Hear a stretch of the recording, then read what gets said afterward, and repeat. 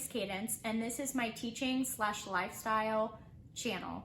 I talk a lot about early childhood and things like that because that is currently where I am and what I do. So this week I decided to talk about lesson plans, what our lesson plans look like, kind of give you ideas for lesson plans, kind of talk about the different parts that we add in, things like that. So first I want to start by showing you my lesson plan binder. So I've tried to have a binder for each month, and this is just so that I can be organized and have everything I need put together by the beginning of the month. And like if we have a sub or somebody in my class, they will have everything right here, so they don't have to worry about coming up with their own stuff or anything like that. They have everything they can look at right here if they want to. Inside the binder, we have everything separated by weeks, and each week has a different theme. So I will show you a close-up of this page here in a minute.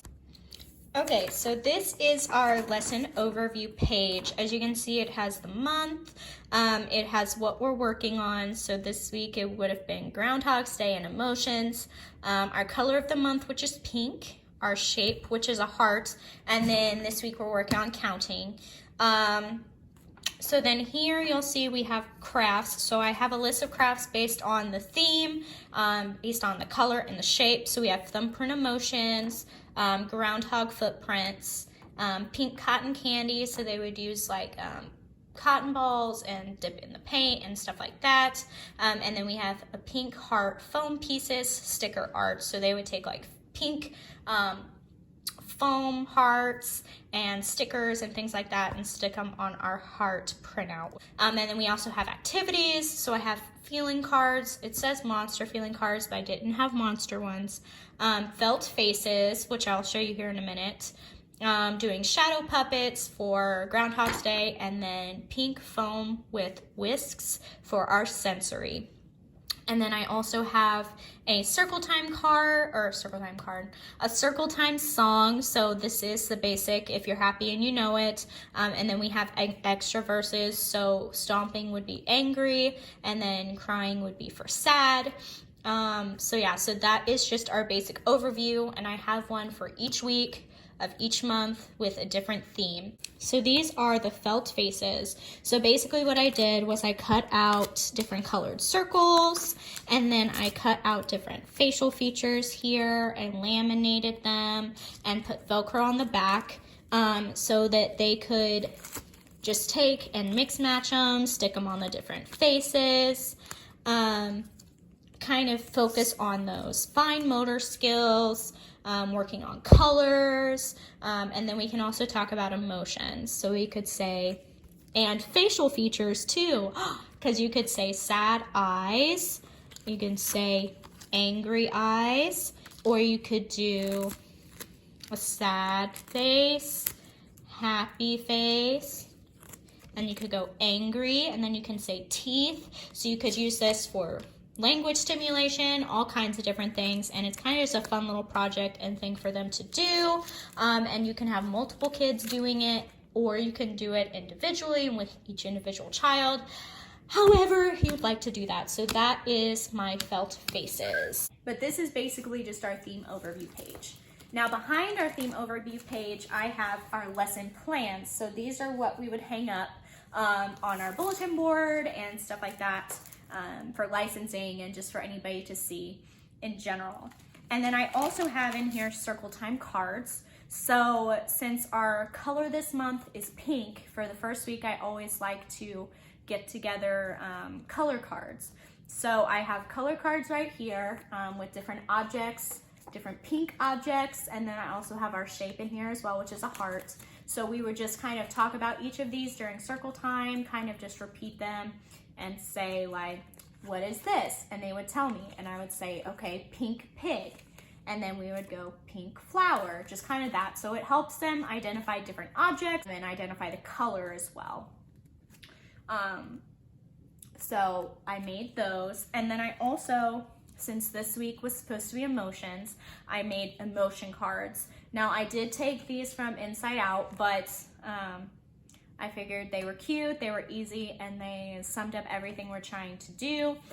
So we have fear, joy, sadness, and anger. I only did 4, mostly because since I work with 1-year-olds, it's easier to help them identify the 4 main emotions as opposed to trying to teach them all of them. I don't want to overwhelm them, so it's easiest just to start with the main 4. So then after that, I have a page here. So this basically has the list of all of the crafts shown on the first page.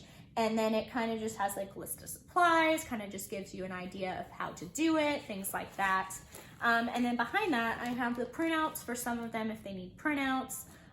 If I had things that needed to be cut out, they would all be cut out, put together, everything like that. So you would have everything pretty much ready to go except for the main stuff like paint or glue or any of that extra stuff that you would just have to grab or whatever. All of the putting stuff together and everything would already be done and in the folder. So now that we've gone through that, I want to talk about lesson plans. So this is what our lesson plan pages look like, and I will give you a close-up view. This is our lesson plan page. We have our class name at the top, which is Zoo, and this is our basic what licensing wants our lesson plans to look like. So there's tons of different ways you can do it, but this is just how our center does it. So here we have the theme down at the bottom, the date for which it's for, and then we have the days of the week, and then the categories. And as I'm doing that, I will also kind of talk about each individual category to kind of just give you an idea, and then we can go over the examples and everything of what we've used. First, we'll talk about gross and fine motor skills. Now, if you don't know what those are, gross motor skills is focusing basically on the larger muscles in your body. You're gonna focus more on things like running, jumping, climbing, anything that's gonna work those bigger muscles and help develop those.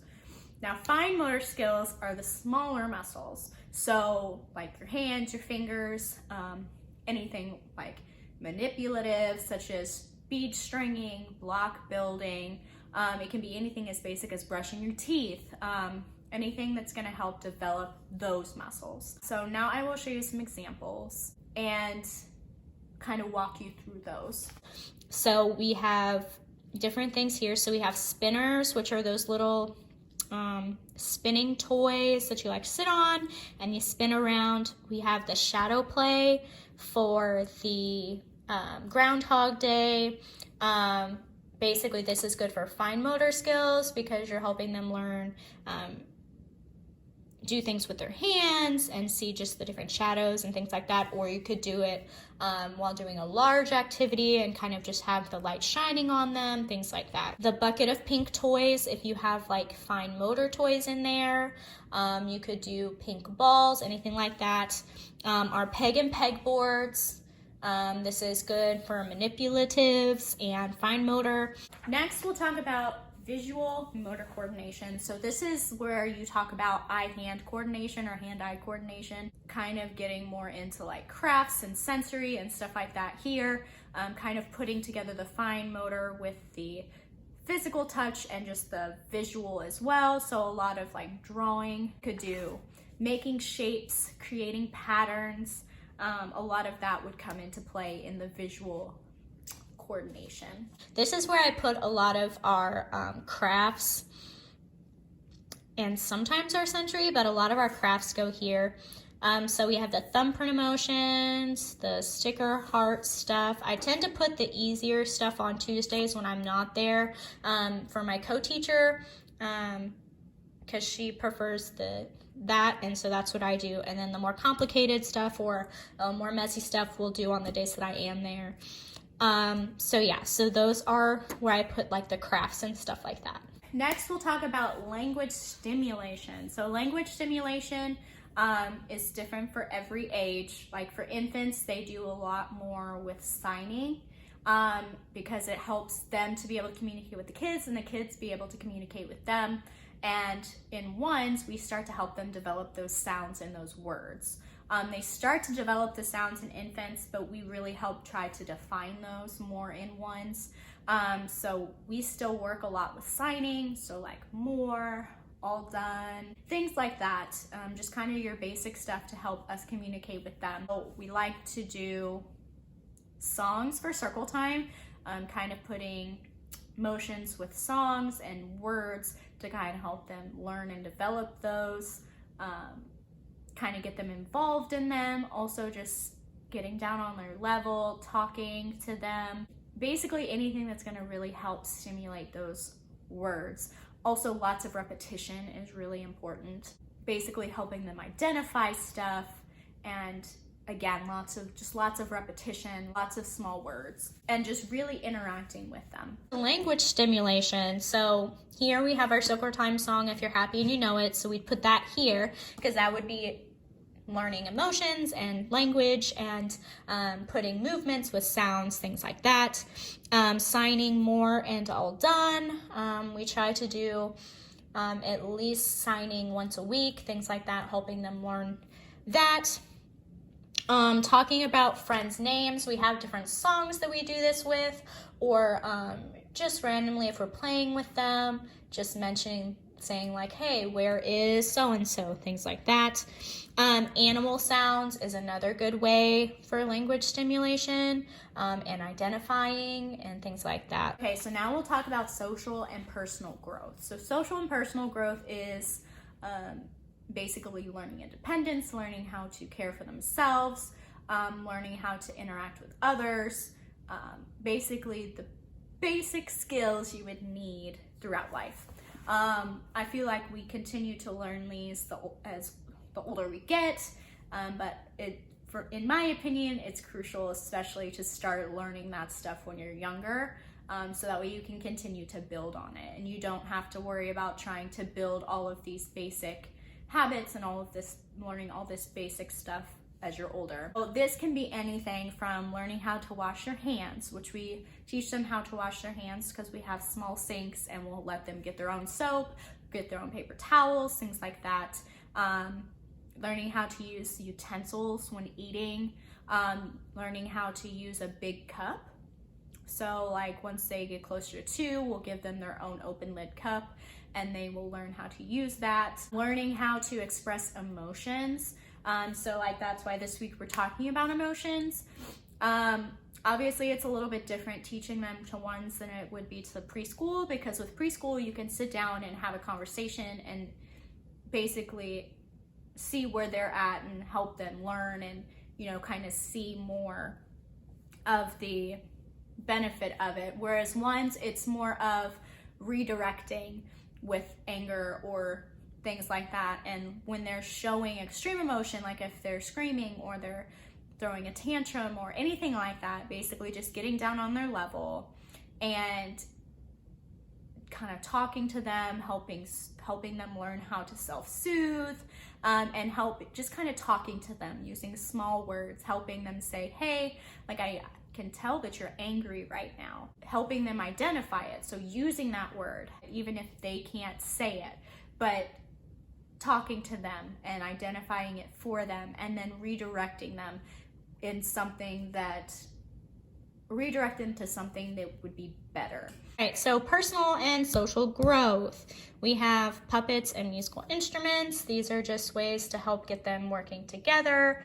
Babies is good for social and personal growth because you can teach them how to feed the baby, you can soothe the baby, different things like that. And holding hands to the camp room, this kind of just gets them interacting with their peers and learning nice touches, things like that. So then we also have ABCs and 1, 2, 3s and colors, which is basic and obvious stuff. Outdoor projects, which is where we focus a lot of our gross motor skills, and then story time and music. We do a book of the week because it's easier for us to have a book of the week based on the theme. So that's what you'll see going down here. ABCs and colors, obviously this is basic stuff like talking about our color for the month, which is pink. Kind of using our Circle Time cards would be a good thing here. Color bags, so this would be like, you could do like color sensory bags with the plastic bag filled with like paint or something that's that color, and have them kind of just mess with that. Counting hearts, so having like maybe cutout hearts or felt hearts or something, and having them kind of count them, and then talking about our shape. which is a heart, things like that. Outdoor projects. So here we have dancing with pink scarves. So here we're including our color as well as doing a large gross project. Jumping with 2 feet. So this is something that we learn in ones that it's just kind of fun little thing to do. So just jumping, kicking the ball, and I put one of our sensory here because it is a little bit messier of a sensory, so having it kind of as an outdoor activity is nice because it can also be, I just put it in here because it made sense here. So this is where our sensory went for that week, or for this week.